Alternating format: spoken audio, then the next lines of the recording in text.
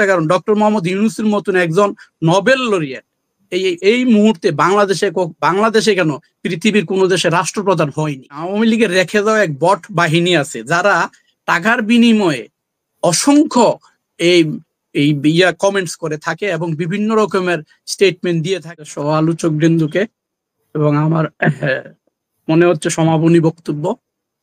এবং আমি ওই যে ডোনাল্ড লু বাংলাদেশে এসেছেন, প্রশ্ন রয়ে গেছে যে উনি কেন ইন্ডিয়া হয়ে বাংলাদেশে আসলেন। কিছু কিছু জবাব আমরা ইন্ডিয়াতে হয়ে আসার জবাব আমাদের, যেমন গতকাল প্রথম আলো পত্রিকায় নিউজ করেছে বাংলাদেশের সঙ্গে সহযোগিতার পথেই থাকুক ভারত, সেটা আমেরিকা আশা করে। সমকাল একটা নিউজ করেছে ঢাকাকে বিরক্ত না করতে দিল্লিকে বার্তা। আমরা ডোনাল্ডোর আগমনের উদ্দেশ্যটা কিন্তু আমরা এখান থেকে পেয়ে যাচ্ছি যে নিশ্চয়ই এমন কোনো বার্তা তিনি দিল্লিকে দিয়ে আসছে যেন বাংলাদেশের সাথে, অর্থাৎ এই সরকার যারা এখন ক্ষমতায় আছে অন্তর্বর্তীকালীন সরকার, তাকে যেন কোনো অবস্থাতেই বিরক্ত না করে অথবা তাদের কর্মকাণ্ডে যেন তারা নাক না গলায়। এই মেসেজটুকু দুইভাবেই আমরা পেয়েছি। এবং ডোনাল্ডো বাংলাদেশে আসার পরে বাংলাদেশে আমেরিকান কতগুলো কোম্পানি আছে যেগুলো সিইওদের সাথে ডোনাল্ডো মিটিং করেছে, অর্থাৎ আমাদের দেশ সামনে দিয়ে কিভাবে চলবে বা চলতে পারে এই জাতীয় আলোচনা হয়েছে বলে আমি মনে করি। তাদের মাধ্যমে তাদেরকে জানান দিচ্ছে যে ব্যবসা বাণিজ্য যেহেতু বাংলাদেশে তাদেরকে করতে হবে, অর্থাৎ বাংলাদেশের সাথে সঙ্গতি রেখেই যেন তারা সামনের দিকে অগ্রসর হয়। এই মেসেজটুকু ডোনাল্ডোর সফরের মাধ্যমে আমরা পেয়ে যাচ্ছি। ডোনাল্ডো দেশে আসার পরে যেমন একটা আলোচনা হয়েছে যে মানি লন্ডারিং গুলো যেগুলো হয়েছে বাংলাদেশ থেকে, এই যে টাকা পাচার হয়েছে, এই টাকা পাচার গুলা বাংলাদেশে ফেরত নিয়ে আসতে কি কি সহযোগিতা আমেরিকার মাধ্যমে হবে সেই আলোচনাও কিন্তু ডোনাল্ডোর আলোচনা বার্তার মধ্যে পাওয়া যাচ্ছে এবং টাকা আসা শুরুও হয়েছে। এবং এই ডোনাল্ডো আসার পরে বাংলাদেশের যে একটা রাজনৈতিক পরিবর্তন এখন দেখা যাচ্ছে সবার মনেই, কেউ ভয়ে বলছে আমি বলবো না, যে এই সরকারকে সময় দেওয়ার পক্ষে আরো জোরালো ভাষায় সবাই কিন্তু ঠিকই বক্তব্য রাখছে। কিন্তু আমাদের পলাশ ভাই একটু আগে বলেছেন যে সংস্কার আগে হবে না নির্বাচন আগে হবে। সংস্কার যদি না হয় তাহলে নির্বাচন করবে কিভাবে? প্রথমে আসে যে এই সংস্কার হতে হলে এই সরকার কি লেজিটিমেট সরকার কিনা, প্রশ্ন আসে এরকম একটা বিষয়। লেজিটিমেট সরকার যদি না হতো তাহলে তারা ক্ষমতায় এখন আসে কিভাবে? এই সরকার গণ অভ্যুত্থানের সরকার, তারা নিজেরাই একটা সংবিধান, তারা যেভাবে কথা বলে সেইটাই সংবিধানের সংশোধনী হয়ে এটা পরবর্তীতে রেট্রোস্পেকটিভ এফেক্ট দিয়ে সংবিধানে সন্নিবেশিত করা হবে। সুতরাং আগে সংস্কার হতে হবে। সংস্কার দ্বারা নির্বাচন করা কোনো অবস্থাতেই এই দেশে সম্ভব হবে না। এই যেভাবে গত 17 বছর যে প্লট একে রেখে গিয়েছে গত সরকার, সুতরাং এই প্লটে নির্বাচন কমিশনের নিয়োগ দেওয়া থেকে আরম্ভ করে যারা নির্বাচনটা কন্ডাক্টিং করবে সবার প্রক্রিয়াটা যদি সন্নিবেশিত না হয় তাহলে একটা ফেয়ার নির্বাচন করা সম্ভব হবে না।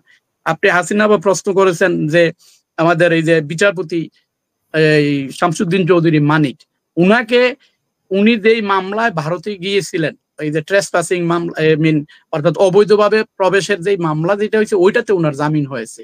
উনার নামে বাংলাদেশে আরো বিভিন্ন থানায়, উপজেলায়, জেলায় অনেকগুলো মামলা হয়েছে, ওগুলোর জামিন কিন্তু উনার হয়নি। এবং ওই জামিনগুলো না পাওয়া পর্যন্ত ওনাকে জেলে থাকতেই হবে।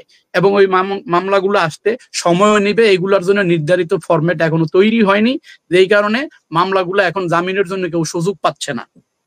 এখন আমরা হঠাৎ করে যে 22শে সেপ্টেম্বর আমাদের এই ইন্টারিম গভর্নমেন্টের প্রধান উপদেষ্টা আমেরিকাতে আসতেছেন, নাকি বাংলাদেশে ফেসবুকে আওয়ামী লীগের রেখে দেওয়া এক বট বাহিনী আছে যারা টাকার বিনিময়ে অসংখ্য কমেন্টস করে থাকে এবং বিভিন্ন রকমের স্টেটমেন্ট দিয়ে থাকে। এইগুলোর মধ্যে কোথাও কোথাও আমরা দেখেছি যে জাতিসংঘের অধিবেশন শুরু হয়ে গেছে, বাংলাদেশের ফ্ল্যাগ উঠে নাই এবং ডক্টর মোহাম্মদ ইউনূসকে বক্তৃতা দিতে দিবে না, এই জাতীয় অনেক আলোচনা সয়লাভ হয়ে গেছে ফেসবুকে।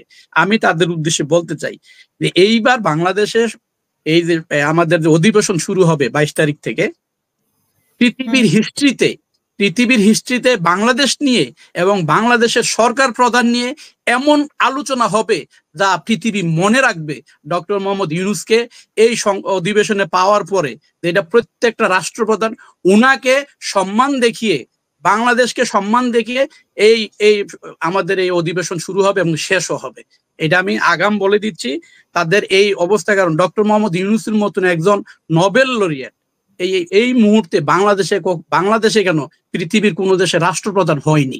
উনি একমাত্র রাষ্ট্রপ্রধান নোবেল লরিয়েট যিনি বাংলাদেশের ইন্টারিম গভর্নমেন্টের প্রধান উপদেষ্টা হয়েছে।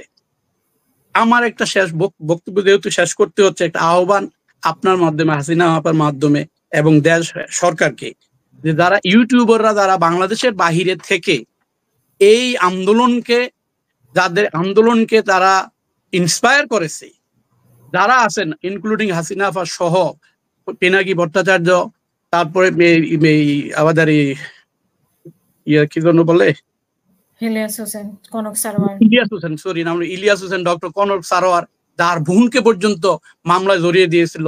তারপরে যে মুশফিকুল ফজল আনসারী, উনি তো হয়তো এখন দেশে আছে।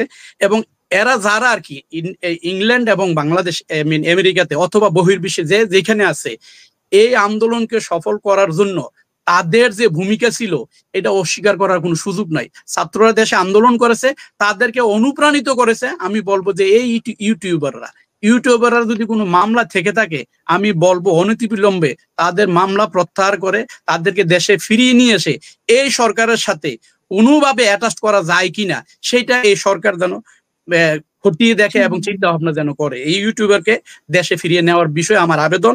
এবং সর্বশেষ কথা, আমরা মাহাথির মোহাম্মদকে দেখেছি, আমরা হয়তো অনেক দেরিতে হলেও আমরা আরেকজন মাহাথির মোহাম্মদ পেয়েছি, যার নাম ডক্টর মোহাম্মদ ইউনূস। আমরা হয়তো মালয়েশিয়া হব না, কিন্তু যার হাত ধরে ডক্টর মোহাম্মদ ইউনূসের হাত ধরে বাংলাদেশ অনেক দূর এগিয়ে যাবে, এই আশা এবং বিশ্বাস রেখে আজকের বক্তব্য হাসিনা আপা এবং আমার সহকর্মীরা যারা আছেন তাদেরকে ধন্যবাদ এবং সবাইকে সালাম ও প্রীতি জানিয়ে, এবং যারা দেশে এবং বিদেশে যারা আমার বক্তব্য শুনছেন সবাইকে অভিনন্দন এবং কৃতজ্ঞতা। আসসালামু আলাইকুম।